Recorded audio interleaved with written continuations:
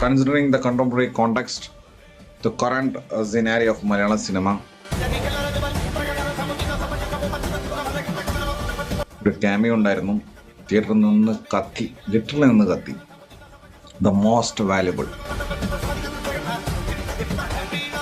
ഇടയിൽ വന്നിട്ടുള്ള ഒരു ക്യാമിയോ ഒക്കെ പൊളിയായിരുന്നു. പീക്ക് സാധനം. കഷ്ടപ്പെട്ട് EMI അടിച്ച് ഈ കാർ ഓർഡർ ചെയ്ത ഈ ഡെന്നിച്ചനുണ്ടോ? ഭയങ്കരമായിട്ട് ഇഷ്ടമായി, പ്രത്യേകിച്ച് ആ കാറിന്റെ മുതലാളി.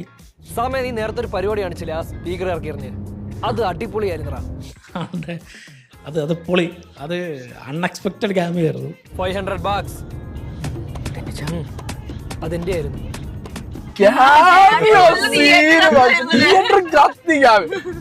എന്താ ഇത് സെറ്റപ്പ് ആണോ ചേട്ടാ? ഇത് BMW യെല്ലോ കളർ. ബേസിലിന് കയ്യടിയില്ല മക്കളെ, ടൊവിനോക്ക് കയ്യടിയില്ല ചേട്ടാ. ഇത് ഫുള്ളി ഓട്ടോമാറ്റിക്, ചവിട്ടി കൊടുത്ത പൊളിച്ചാടുക്കി. ഇതായിരുന്ന എണ്ണ തീർന്നു വേടാ. എന്തായാലും ഗംഭീര ദിന, ഒരു രക്ഷയില്ല, എല്ലാം വർക്കായിട്ടുണ്ട്.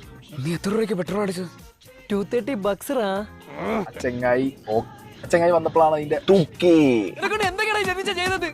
ചിറകി തിരിച്ചില്ലേ, വീശി അടിച്ചില്ലേ, കുത്തി പറഞ്ഞടാ ഞാൻ.